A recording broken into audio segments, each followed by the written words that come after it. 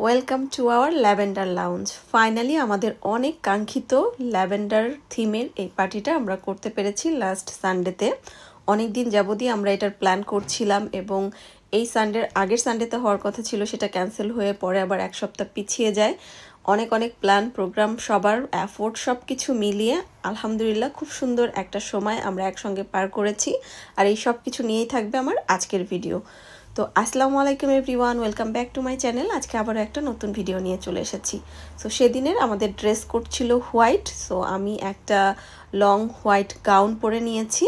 আর আমাদের ওই দিনের প্রোগ্রামটা হয়েছে যারা আপুর বাসায়। সো আমি অলরেডি আপুর বাসায় পৌঁছেও গিয়েছি। আসার পর আসলে সেভাবে ভিডিও করা হয়নি, বাট এখন আমি ভিডিওটা স্টার্ট করলাম।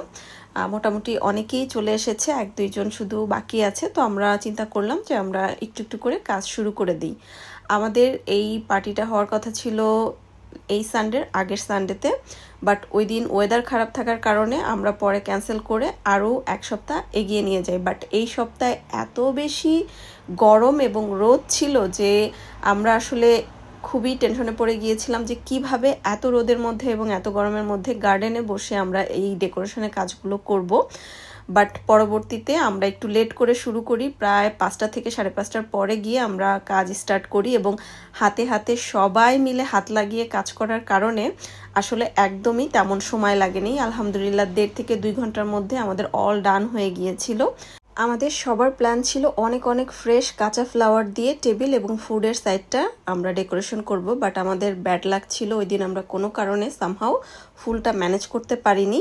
অনেক ট্রাই করা হয়েছে, বাট তারপরেও হয়নি। তো যাই হোক, তারপরও যেটুকুই হয়েছে আউটকামটা কিন্তু অনেক সুন্দর এসেছে। তো আমরা বসার এরিয়াটা ডেকোরেশন করার পরে এখন ফুড ডেকোরেশন করব। আর ফুড ডেকোরেশন করার জন্য এখান থেকে আমি ফ্রেশ কিছু ল্যাভেন্ডার ফ্লাওয়ার ছিঁড়ে নিলাম আপুর গার্ডেন থেকে। আর গার্ডেনে দেখেন মাশাল্লাহ এই সাইডটা ফুলে ফলে একদম ভরপুর। ছোট্ট একটা আপেল গাছ, বাট কি পরিমাণ যে আপেল ধরে আছে ওই সাইডটাতে মনে হয় আরও ঘন করে ধরে আছে, ওটা ভিডিও করা হয়নি। আর এখানে দেখতেই পাচ্ছেন কি সুন্দর সুন্দর একদম ফ্রেশ লাউ জাংলার মধ্যে ধরে আছে। সেগুলো দেখতে খুবই ভালো লাগে। আর সামার টাইমে আমি খুব মিস করি একটা গার্ডেনার বাসার জন্য, বাট উইন্টারে মনে হয় ফ্ল্যাট একদম বেস্ট। আমি ফ্রেশ যে ফ্লাওয়ারগুলো নিয়ে এসেছিলাম সেগুলো দিয়ে আমার করা ডেজার্টগুলো আমি একটু ডেকোরেট করে নিচ্ছি। এই ডেজার্টগুলোর যে কালারগুলো দেখছেন, এই কালারটা দেখে কারোই পছন্দ হবে না, আমারও পছন্দ হয় নাই। আমার ক্রিমের সঙ্গে যে কালারটা মিক্সড করেছি সেটা পুরোটাই আমাকে ধোকা দিয়েছে। আমি একটা ডিপ পার্পল কালার কিনে এনেছিলাম, বাট যখন আমি ক্রিমের সঙ্গে মিশিয়েছি তখন এরকম একদম পচা একটা কালার আসছে। বাট কিছু করার ছিল না, অলরেডি আমি এটা মেক করে ফেলেছিলাম। তো যাই হোক, এখানে হচ্ছে শারমিন আপুর ফুচকাগুলো রেডি করছিল। যে যেটা নিয়ে এসেছে আসলে সে তারটা একদম রেডি করে ফেলছিল এবং কাজগুলো আমরা সবাই হাতে হাতে করে নিচ্ছিলাম যাতে করে খুব দ্রুত আমরা করে ফেলতে পারি। সো মোটামুটি ডেকোরেশনের কাজগুলো শেষ করার পরে আমার চুলের অবস্থা খুবই খারাপ ছিল। পরে শারমিন আপুকে বললাম যে আপু আমার সামনের দিকের চুলটাকে একটুখানি ঠিক করে দাও। শারমিন আপু মাশাল্লাহ যেমন মেকআপ পারফেক্টলি করে তেমন হচ্ছে হেয়ার স্টাইল।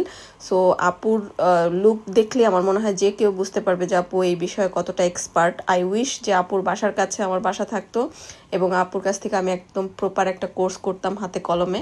সো আপু এই দেখতেই পাচ্ছেন ফাইনালি আমার কত সুন্দর করে আমার চুলটা সেট করে দিয়েছে, আমার পুরা লুকটাই চেঞ্জ হয়ে গেছে। থ্যাংক ইউ শারমিন আপু। সো ফাইনালি আমাদের অল ডান। এখন আমরা কিছু ছবি তুলবো, ভিডিও করব, খাওয়া দাওয়া করবো, সাথে আড্ডা তো দিবই। এবং আমাদের ফুল ডেকোরেশনটা কেমন হয়েছে অবশ্যই কমেন্টস করে জানাতে ভুলবেন না, কারণ আমরা কিন্তু সবাই মিলে অনেক কষ্ট করে এই সেটআপটা রেডি করেছি এবং যারা যতটুকু সম্ভব সাজানোর জন্য টুকটাক বাসা থেকে নিয়ে আসছি। মোস্ট অফ দ্য জিনিস জারাপুরি ছিল এবং সবচেয়ে বেশি কষ্ট অনেস্টলি জারাপুরি হয়েছে, যেহেতু উনার বাসায় উনি আগের দিন অর্গানাইজ করতে হয়েছে। আমরা পার্টি শেষ করে চলে এসেছি, পরের দিনও ওনার অনেক কিছু ঠিক করতে হয়েছে। So definitely special thanks to যারা আপু আমাদের তার বাসায় এই পার্টিটা করার সুযোগ করে দেওয়ার জন্য। অনেক দিন যাবত এটা একটা প্ল্যান ছিল, বাট ফাইনালি আপুর বাসায় আমরা সেদিন করেছি। আর খাবার দাবারগুলো আসলে সবাই মিলে টুকটাক করে আমরা করে নিয়ে এসেছি। আমি করেছিলাম একটা মুজ, কিছু কেকের ডেকোরেশনের পিস করে নিয়ে গিয়েছিলাম, আর করেছিলাম জর্দা, ওটা ভিডিও করতে ভুলে গিয়েছিলাম।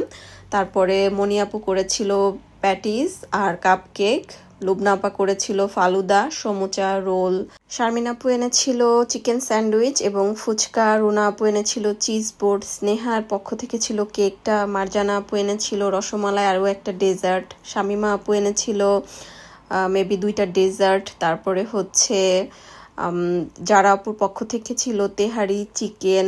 বুশরা আপু এনেছিল বার্গার আর ড্রিঙ্কসটা। আর এই তো মানে আমি যদি কারো নাম মিস করে থাকি সরি গাইস, বিকজ ভয়েস দেওয়ার সময় আসলে অনেক কিছুই মিস হয়ে যায়। তো এখানে আমরা সবাই মিলে গ্রুপ ফটো তুলছিলাম। আমার ফোনে যতটুকু ক্লিপস ছিল সেগুলোই আজকে আমি আপনাদের সাথে শেয়ার করলাম, বাট আমি অনুরোধ করব বাকি সবার ভিডিওগুলো আপনারা দেখবেন। আমার কাছে খুব ভালো একটা ফুটেজ ছিল না, বাকিদের কাছে নিশ্চয়ই আমার থেকে বেটার ফুটেজ আছে এবং আরও ডিটেলসে আপনারা দেখতে পারবেন আমাদের পার্টিটা। সো বাকিদের সবার হচ্ছে পেজের লিঙ্ক আমি কমেন্টসে অ্যাড করে দিব, তখন আপনারা ওখান থেকে ফার্স্ট কমেন্টস থেকে দেখে নিতে পারবেন। ওই দিন মনে হয় আমরা সবাই বাচ্চা হয়ে গিয়েছিলাম, অনেক বেশি এনজয় করেছি, একদম শুধু আমরা মেয়েরাই ছিলাম। তো যাই হোক, জুয়েল ভাইয়ের স্পেশাল তেহারি দিয়ে আমি খাওয়া দাওয়া শুরু করলাম। জুয়েল ভাইয়ের তেহারি সবসময় অনেক মজা হয়। আর লাস্টের দিকে স্নেহা এবং বুশরা আপু মিলে ভূতের যে একটা ফান করলো, আল্লাহ কি যে মজা পাইছি সবাই মিলে, খুবই এনজয় করেছি। তো যাই হোক, একদম লাস্টের দিকে মাসুমা আপু আসলো।